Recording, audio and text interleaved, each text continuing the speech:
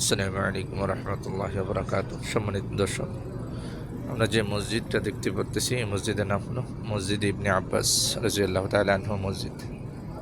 এখানে ইবনে আব্বাস রাদিয়াল্লাহু তাআলা আনহু রাইসুল মুফাসসিরিন হযরত ইবনে আব্বাস রাদিয়াল্লাহু তাআলা আনহুর বাড়ি ছিলেন। এই মসজিদটা তায়েফে অবস্থিত। উনি তায়েফের গভর্নর ছিলেন। বিশাল বড় মসজিদ করে রাখছে ওনার বাড়িতে বর্তমান সৌদি সরকার। বিশাল এরিয়া নিয়ে মসজিদটি করা। হযরত ইবনে আব্বাস রাদিয়াল্লাহু তাআলা আনহু, আব্বাস রাদিয়াল্লাহু তাআলা আনহুর ছেলে হযরত আব্দুল্লাহ ইবনে আব্বাস রাদিয়াল্লাহু তাআলা আনহু বাড়ি এটা ছিলেন। উনি তায়েফের গভর্নর ছিলেন। উনি অনেক বড় একজন সাহাবী ছিলেন, যাকে সমস্ত মুফাসসিরদের সম্রাট বলা হয়। পৃথিবীতে যত মুফাসসিরের আগমন ঘটেছে, সমস্ত মুফাসসিরদের সম্রাট হল রাইসুল মুফাসসিরিন হযরত আব্দুল্লাহ ইবনে আব্বাস। এটা হলো সেই মসজিদে আব্বাস। এখানে হাজি সাহেবরা দেখতে আসে, 2 রাকাত নামাজ আদায় করে। এখানে মসজিদের ভিতরে রাইসুল মুফাসসিরিন যেহেতু আব্বাস রাদিয়াল্লাহু তাআলা আনহু কোরআনের ইলম আল্লাহ তাআলা দান করছিলেন। এখন এই মসজিদের ভিতরে পড়াশোনার ব্যবস্থা, কোরআন নিয়ে গবেষণার ব্যবস্থা, কোরআন তেলাওয়াতের ব্যবস্থা, কোরআনের তেলাওয়াতের ব্যবস্থা, পরিবেশ করা এখন আছে। কোরআনের তালিমের পরিবেশ করা আছে। এখানে কোরআনের তালিম দেওয়া হয়। এটা হযরত ইবনে আব্বাস রাদিয়াল্লাহু তাআলা আনহু এখানে বসবাস করতেন।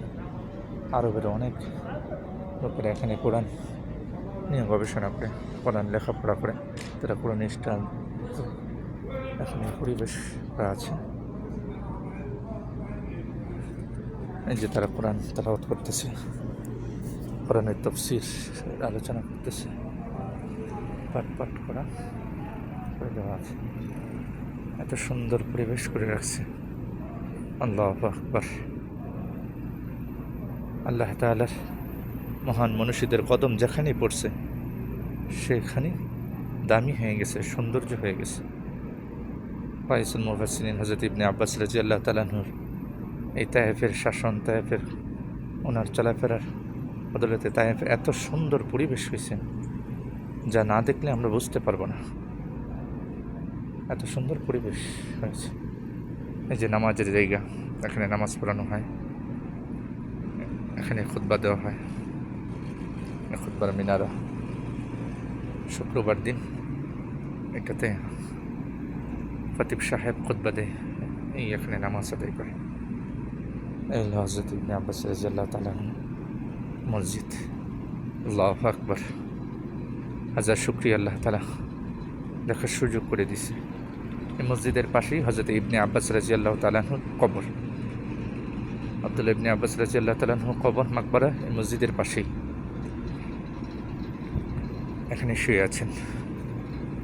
আল্লাহ তাআলা ওনার কদমের বরকতে, আল্লাহ রাসূল সাল্লাল্লাহু আলাইহি ওয়াসাল্লামের কদমের বরকতে, সাহাবায়ে কেরামের কদমের বরকতে আল্লাহ তাআলা এই তায়েফকে এত সুন্দর পরিবেশ করে দিছে।